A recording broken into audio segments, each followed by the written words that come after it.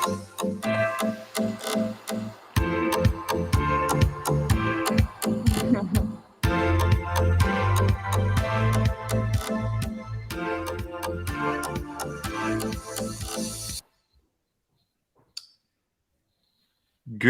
morning, good afternoon, everyone. Welcome to this new session on the Community-Led Growth Summit. I'm excited to share the stage with two high-flying panelists today. We have Simona from Pennylane. Hi, Simona. Hello, everyone, and hi, Sebastian and Maya. And Maya from Partoo. Hi, Maya. How are you? Hi, everyone. I'm super good. Thanks. Great. We're going to touch on one of the very hot topics that we wanted to cover as part of this Community-Led Growth Summit, which is customer education and customer academies in SaaS. And so I'm excited to welcome two amazing B2B SaaS from the French tech area with Pennylane and Partoo. So what I'll do is, without further ado, I'll let you guys introduce yourselves. Tell us all about your role at Pennylane and Partoo, and why community matters, and what it is that you're doing at these amazing organizations. So maybe let's start with Maya. Tell us all about yourself, Maya. Hello, everyone. So I'm Maya. I'm the VP Success at Partoo. I recently joined Partoo because I joined them almost 4 months ago. Previously, I spent a few years at Expedia. And for people who don't know Partoo and what they do, they help all size businesses to get closer to the customer, being visible, chosen, and growing their revenue. So this is a marketing company. And I'm leading a team of 40 very talented customer success people. Awesome. Thanks. Simona, your turn. Yeah, thanks a lot. So I'm heading the team of education at Pennylane. I joined a bit more than a year ago, and my goal was to build that team. So we started from the ground up. And now we are 7 people in the team. And what we do is, we manage the entire self-serve experience and catalog for Pennylane, and then what Pennylane does, and then what we do to serve that self-serve catalog is, so we are a financial company that serves both SMBs, so small and medium businesses, and their accountants. We're based in France, and the software kind of has 2 faces. So it has the face for the SMBs, the face for the accountants, and those two talk. So our goal is with what we call the tech touch experience, really the self-serve content that we can provide. All our users feel confident in using Pennylane from day one. We're not there yet, but that's what we're doing to do every day. And our objective really is to make sure that the users are autonomous, and also that our teams have more time to do more value-adding tasks rather than repeating the same onboarding speeches, let's say, every day on the phone. Awesome. Thanks, Simona. So this is saying a lot about customer education, the importance of customer education in SaaS today. Like, Pennylane was born 2.5 years ago. So yeah, the software was launched a bit more than 2 years ago. And yet you already have a customer education function. There's already 7 of you guys working in customer education. So clearly a highly strategic play to start an academy and drive customer education within your customer base. So we're gonna touch a lot on that. We just launched a little poll in the chat that you might want to respond to, so we can share insights and use this to influence the conversation going forward. So customer education. We recently ran a survey around the future of customer success. We're still collecting responses, but clearly this has become a hot trend in SaaS. One of the key challenges in 2023 is not so much acquiring new customers, because it's become increasingly hard, and the current economic downturn is not making it easy on acquisition, but there is a huge strategic play with activation. And I guess SaaS companies have done a pretty poor job up until recently fighting churn. And so like starting customer education functions and launching academies has been the go-to strategy to activate customers. So before we dive into this, tell us what's on your mind today. Tell us your top challenges, your number one challenge, Maya and Simona. Let's start with Maya, maybe. Yeah. So at Partoo, we're a bit longer because the company has been built in 2016. The challenges are varied. We went through a wonderful growth last year, coming from 200 people to 400. So one of the first challenge, I would say, which is a more internal one, is keeping the culture while growing. And so that's the first one. The second one would be, as you mentioned, keep the focus on our customer while we have quite a large customer base on our core markets, which are French, Italy, and Spain, but we're still growing in some other regions. So that's trying to keep that both different spaces and keep innovating in some markets when we are more leaders, and in some other markets where we are entering and trying to gain market shares. And from our perspective today, I would say the challenges is, until now, we were addressing all our various customers from the same way.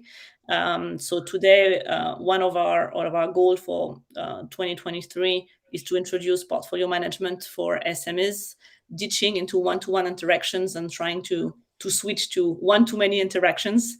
And also, I would say a topic which might be common to a lot of us today is better identify where our customer success can bring more value to the customer. Awesome. We'll move on to Simona in just 1 second, but what you just said, Maya, strongly resonates with what Mary said in the opening keynote. We touched on the fact that we're trying to do more with less nowadays, especially in customer success. And since you have such a large customer success team, like you mentioned, almost 50 people all up. 40, yeah. Yeah, okay. There is obviously another challenge that I'm adding to your plate, which is scaling your customer success and mapping the right processes. And you just mentioned that you're trying to move away from one-to-one interactions with customers and trying to scale with one-to-many. And so we're going to touch on this. Simona, what's your number one challenge right now? So some of the challenges are actually quite linked to what Maya was sharing. I think we're, like, both companies are in that, well, we have a good problem that we're growing, right? So since we're growing, we have to figure out how that can be done in a sane way from the organization point of view. And that's where we are at. So when we started last year with customer education, we started with building content. We built the first content, we gathered feedback, we improved, we changed things. Then we built a whole academy. Then we introduced also a forum, a peer-to-peer community for our users. And we also have a help center, which is really, really well stocked actually with content. So what is going on right now is that we have plenty of things. We have plenty of stuff. We have a lot of content that our users could use. But the thing is that that's not embedded into their experience. So what's going on is, well, we can use the term scattered. So the content is a bit scattered, like it's out there. It's extremely well referenced thanks to our marketing people. So great news if you just Google Pennylane how to whatever, you would find the right content. But when you're in the product, you might not always find it. So it's a bit of a pity. And what we are doing right now is we're mapping the journey for both our populations that are quite different, the SMEs and the accountants. One is using Pennylane for 8 hours a day, the other one for a few hours a month. And we're trying to figure out at which point do we point to which resource so that it's the right time to give them that information. And at the same time, in parallel, we're also, as Maya was saying, finding the value-adding tasks for our client populations. For us, it's in customer success and partner success, again, for the two populations. And we're also like monetizing those services. So we're also creating more value, well, for the company, for the client, and well, for the people that are also working in those companies. So it's kind of like running in parallel. Like, we built a lot of things. There's a huge library. Now let's put it in front of our clients. And at the same time, let's take the opportunity and build more services that would make sure that our clients are retained, because they finally they found out actually what's the real value of being with us. So these are the two running in parallel. Cool. This has been this is a pretty classic challenge in customer education, like trying to tie your education experience to your product as much as possible, making sure that it's easy to navigate from your product to your academy and the other way around. And what I noted as well, like in both cases at Partoo and Pennylane, like you have very different customers. Like Pennylane, it's, as you just rightly pointed out, Simona, there's not much in common between an SME and an accountant.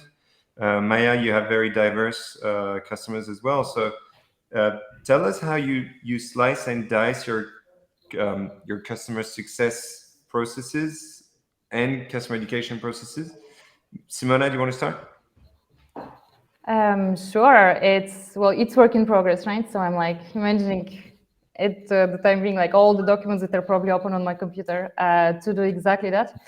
The easiest way we slice is we have a specific experience for one cohort and for the other. So it's really like this first division is very important. And I think that's the moment when it becomes complicated, because then within those two populations, you have subpopulations, but actually between those two populations, there's a lot of collaboration going on. And so it becomes really a matrix. And then what we are trying to do to stay sane is we're focusing on, let's take like a challenge that you might have at the moment. So for example, we have a situation where we have some what we call the dormant clients, which have an account, but maybe have not activated it. And so we said, well, we made that effort also to acquire them, to find them, to sell them the value. So if they're not using it, there is a risk of it, in fact, that they would potentially leave us. So we're looking at those kind of gaps or red flags within the experience, and then we say, okay, let's address like this small amount of users and go with them. So it starts small, and then the idea is to learn. For example, with those dormant clients, is to learn what made them go back and find the value and had this aha moment and say, okay, like I as an SME got a lot of, let's say, saved a lot of time or managed to analyze my business and maybe optimize my costs with my suppliers. And also, I discovered how to work better with my accountant. At the same time, my accountant is happy because actually they saved a lot of time because I put all my invoices in the right way. And they're satisfied with our relationship. So it's almost like there is a 3-stakeholder relationship there with the Pennylane, the accountant, and the SMEs, and everybody has something to win. But the way we do it is we focus on where it hurts right now, and we fix that. And then we learn and we try to apply it. Clearly, like activation and down the line retention is one of the main objectives of your work as education lead. We're going to touch on that later. Maya, how do you treat your various customers? How do you add value to everyone at the same time, but personalizing the experience as much as possible in the customer success world? That's a great question. As I mentioned, and I'm back to the challenge I mentioned earlier. The challenge, the first thing for us is where we come from and where we want to go. Where we are today is we are addressing all our customers the same way, which start to be an issue because of the size of our customer base that we have now.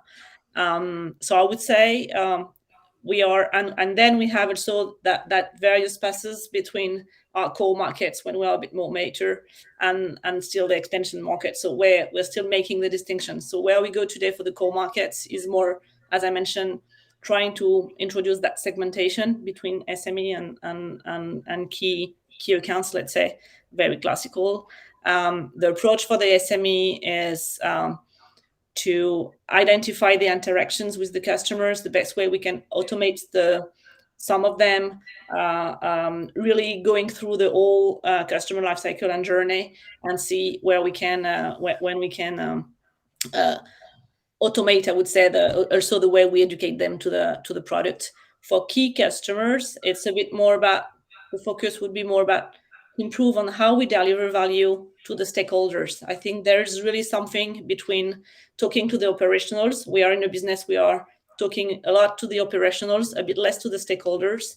And I think we've been focusing a lot in the past into educating the operationals. Now my point is educating the stakeholders and demonstrating, obviously, the ROI and the value of what we do.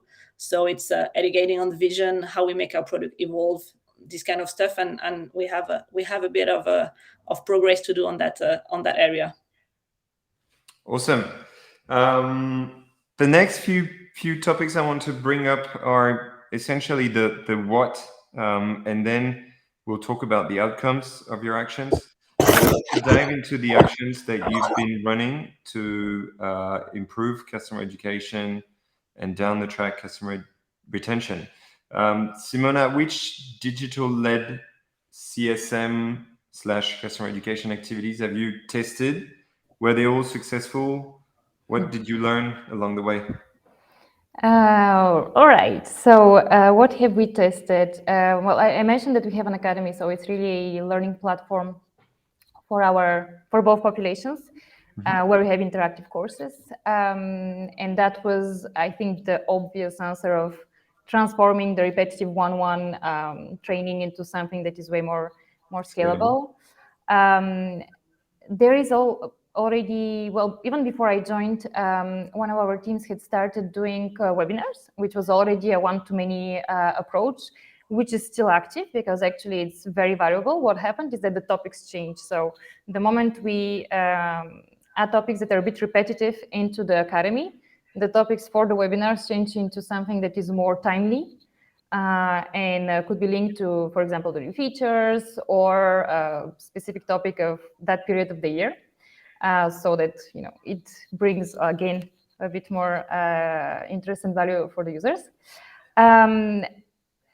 Then we have what we call product tours and a bit of in-app messaging, let's say. And it's something that for the time being, it's a bit, let's say that we're not convinced whether it's working or not, or in which sense would it work. Like, we are sure it's a great functionality, but we still haven't figured out what's the exact impact. So this one is still a bit of a question mark.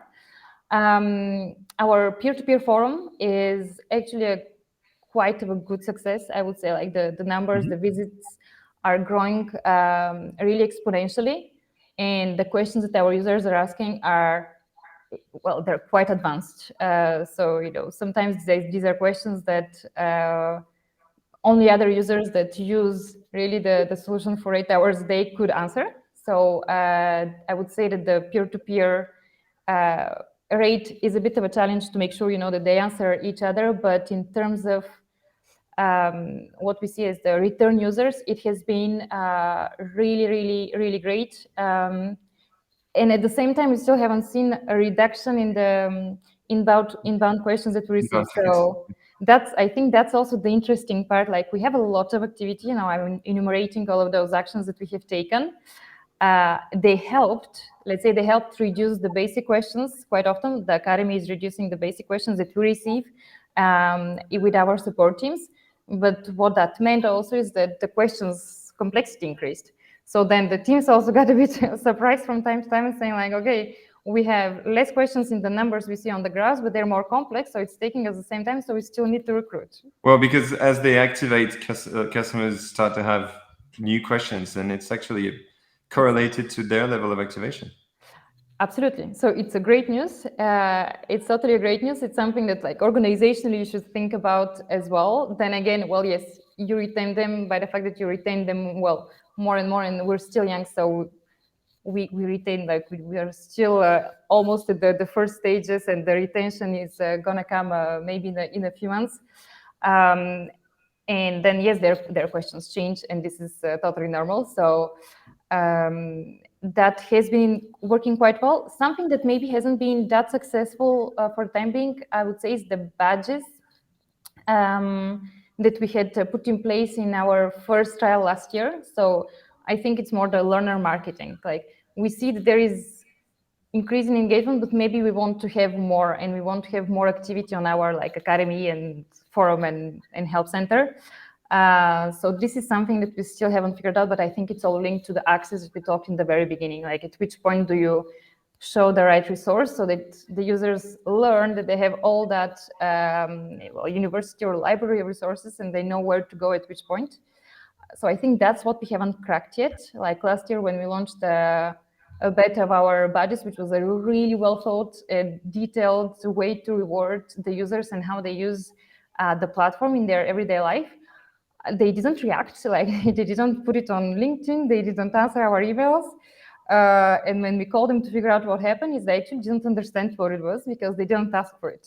It was almost like a surprise reward. So, well, we're changing with that learning. Like this year, what we did is we switched those badges from being a surprise to being part of the academy course that you have to apply for. And then you have to go through a quiz that is quite complex, and then you get it. And we're still at, I would say, maybe 2-3% of sharing on LinkedIn. And we are still thinking that we are missing something here in dollar marketing, like what can make them proud to show that they know how to use Pennylane, which would then play in the whole retention goal that we would have in the coming months. Yeah, brilliant. So a good mix of actions like webinars, a discussion forum, in-app product tools, your own academy with e-learning modules. So you're pretty mature on the topic. I'm setting my next question around the overall member experience for after Maya has shared her own activities at Partoo for to drive customer education. I think, as you can guess, we are much more in a structuration way, so we are a bit less advanced. And I wish I could deploy the long list of what Simona just shared. I'm a bit jealous there.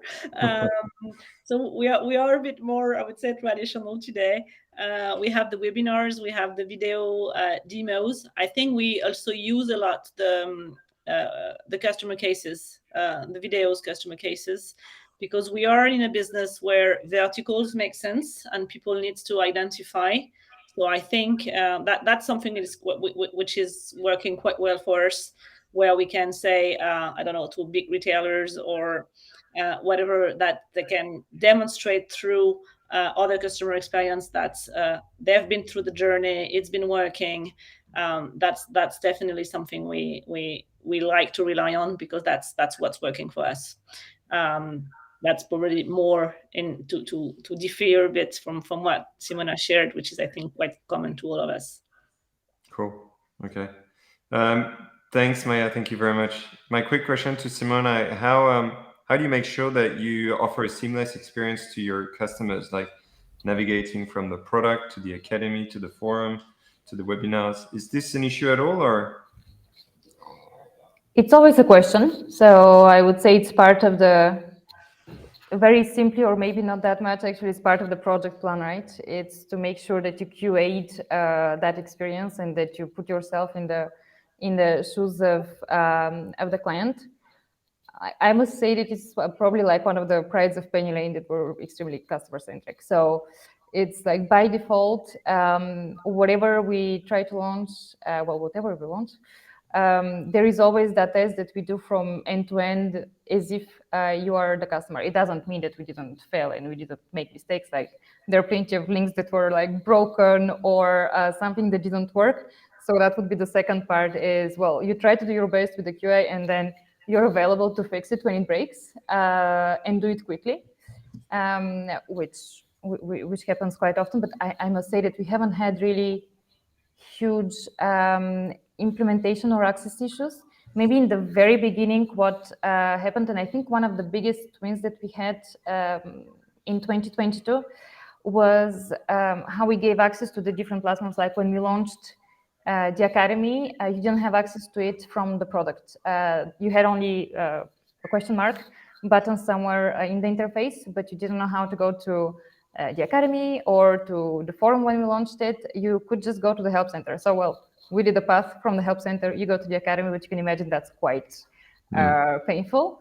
So what could sound like a quick win was to add a menu, like a support menu, where you get all the different links to the different platforms. And that's actually, that created a very beautiful graph of results, because we could see that when we put that in place, the access rate for those platforms really increased, and the number of tickets per user really decreased. So you had a very good correlation with that. It wasn't as simple as it sounds, just to add a menu, because it's also getting resources from the product team. But well, as you have heard, we're already 7 at Pennylane, and since the start we had, I must say, I'm very fortunate that I have that support from the top, and so we have like a shared belief that we can help the users with a lot of self-serve resources. So I must say, I don't spend time advocating the value of it. It's more about prioritizing and finding what should we do first, rather than should we do it or not. Okay, cool. That's interesting. I'm not trying to push Melting Spot at all, but we had this we had this centralized experience in mind when we designed our product, and we know it's central to the overall education experience. So let's talk about now outcomes of these actions. Obviously, you don't spend that much time and resource in education if you don't go for like hard numbers. To the extent you can share numbers, at least, can you share KPIs and some elements of returns that you're tracking in the customer success world, Maya, and the customer education world, Simona? Maybe let's start with Maya. Yes.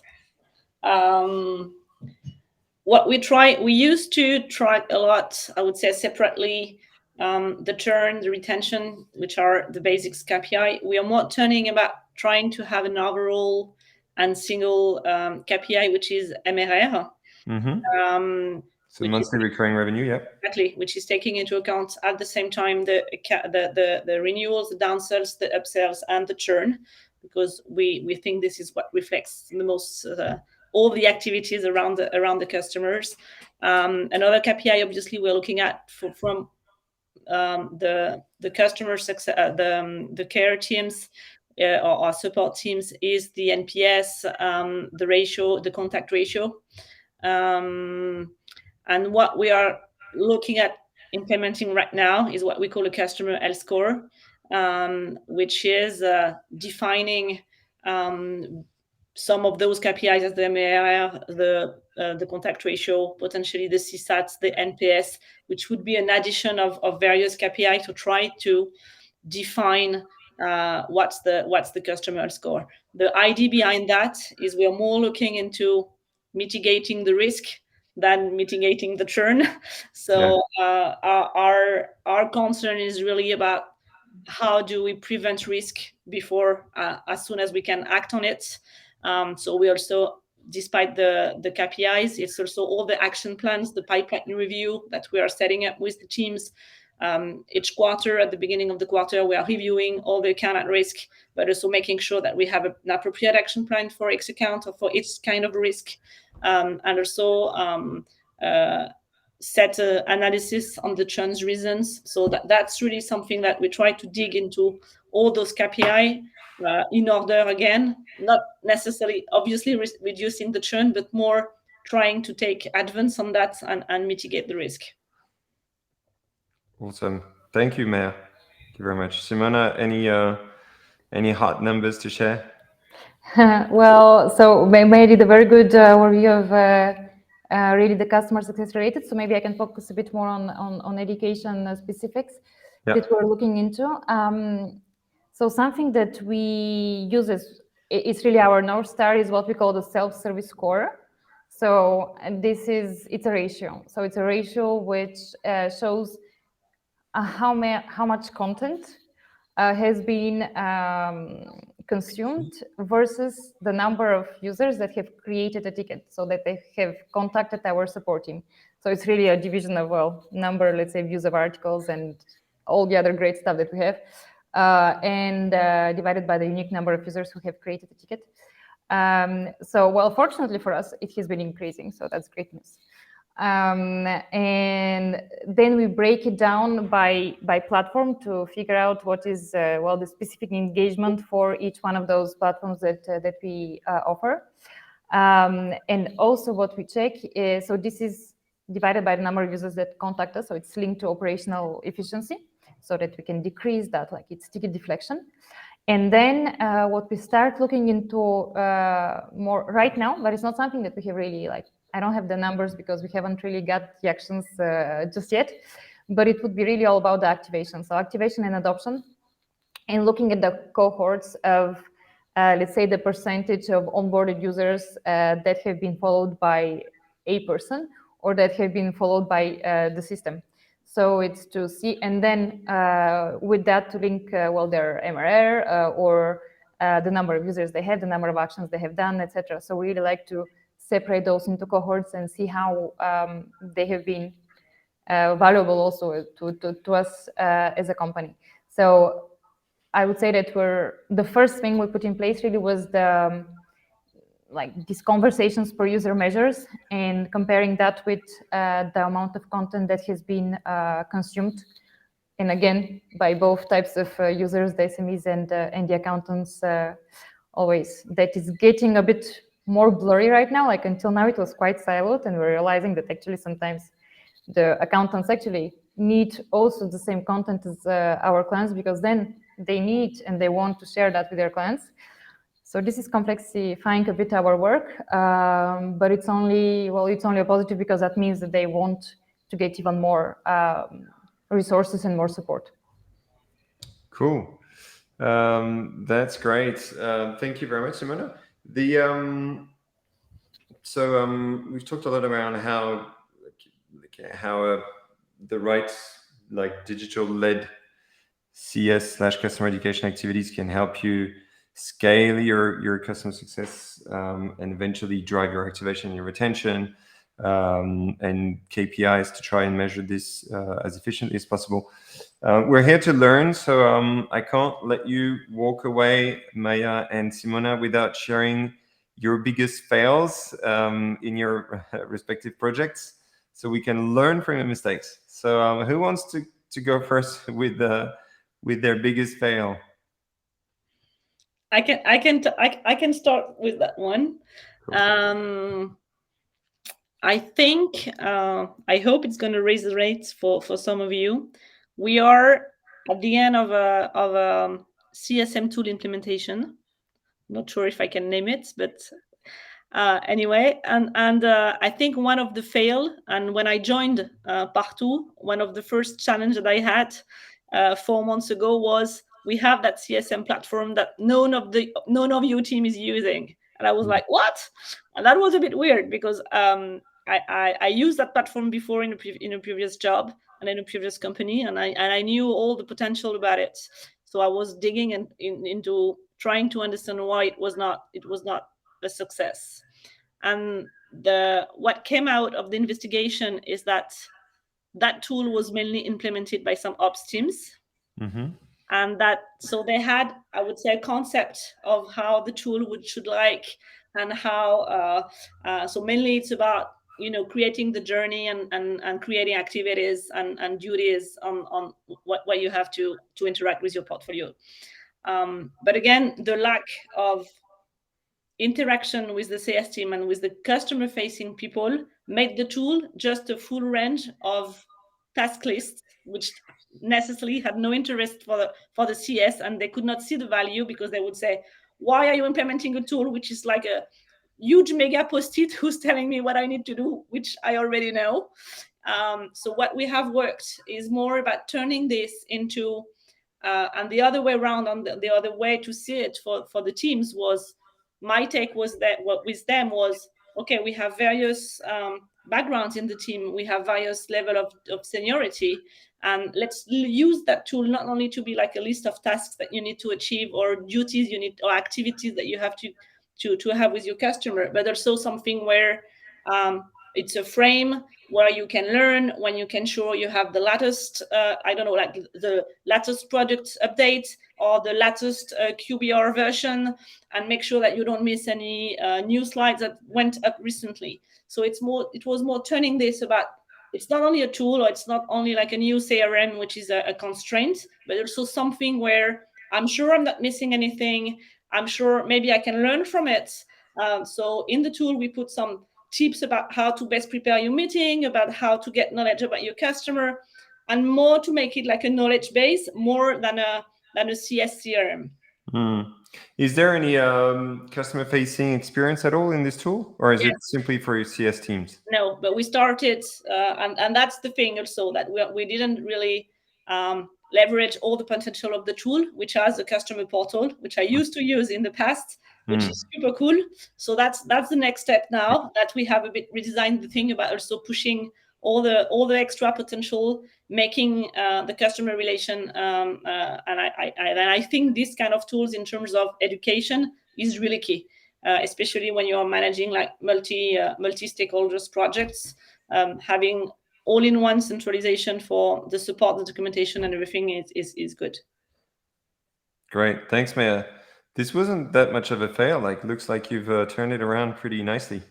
Not yet. We're not there yet, because it Work takes in progress. Exactly, work in progress. But I think if I may just add something, I think if it's making sure, and that's what I learned from a previous company, that customer topics are not only customer success concern. I think everyone making a customer-centric company is making sure that even non-client facing people have that understanding about what is the customer, what they need. It might be the accountant, it might be the tech, it might be the ops, it might be finance. So it's really, I think, something that pushing the whole company about the customer is a focus for all of us, and not only the customer facing people, is something that potentially makes the difference. I like that. I hope my devs are listening to this chat. Okay, anyways, you won't be winning the biggest fail contests on the community-led growth summit. It's not a big enough fail. Okay, no. I'm sorry for that. I'll have to give you a second chance. Simona. How can I compete? All right. It's funny. I was also thinking like, well, it sounds like you made a success out of that. So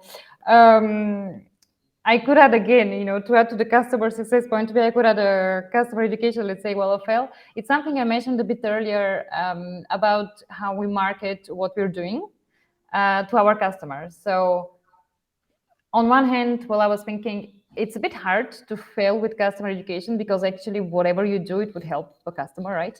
So that's the pleasure of also working in that field. I must say, you can join us, we're hiring. But if we failed somewhere, it's really in that part of just making it obvious, like spreading the news about what's out there, what's being built, how it could help you, and again, like at which point. So we are probably, like in my team as well, with like the 7 super talented people, and we're all builders.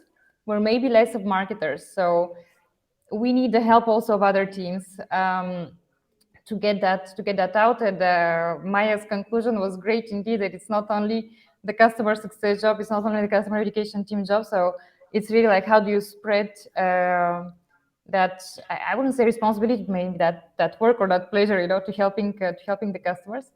And so it makes me think of like a tiny, let's say, big fail that I did a couple of weeks ago, linked to that collaboration, when so I was acting a bit more like a cowboy. So a cowboy type of action was that I wanted to put we wanted with the team to put some actions within the app to test if in-app training could help maybe reduce the number of tickets on that question, or increase the number of like a specific action that they have to do in their banking connections. And so, I added those actions, right, with the intercom we're using, and it was out there until actually the PMM team told me, well, it's great what you did, but it actually hid like a major new feature. Feature, yeah. Yes, exactly. I'm like, okay, right. So conclusion, well, it's not only one team's job, but it's also, well, there are a lot of dependencies with all the other teams, and that's also the point of the experience. It's like it's shared. So yeah, it's the devs, it's every single team that we can name. And well, since then, communication has been way more active internally and externally, right? So Cool. that was the recent fail, I would say. Funny you mentioned that, because I also discovered that I'm able to like add pop-ups everywhere in the product using intercom. And Right. that drove the product team crazy, so I had to loop them in. Cool. Exactly. Well, thank you so much for your insights. It's great to see that like successful SaaS companies are also testing new things, that we're still breaking ground when it comes to customer education in SaaS. So congrats on pioneering this amazing area, and thank you for your insights. I have to stop now because we're 3 minutes away from our next chat, but thank you very much, Simona and Maya. If anyone wants to reach out to Simona and Maya, you can look them up in the members section on the Melting Spot platform and in the community lab, and drop them a direct message. Feel free to reach out to them. Thanks again, ladies. Thank you very much. Thank you. Thank you, And Sebastian. see Thank you, you down Maya. the track. And the next session is featuring two amazing startups from the US, Gong and Personio, and moderated by a community rock star, Faustine Lacoste, ex-founder at CFO Connect. So stay tuned, and thanks everyone for logging in, and speak to you soon. Thank you. Bye-bye. Thanks, Maya. Thanks, Simona. Cheers.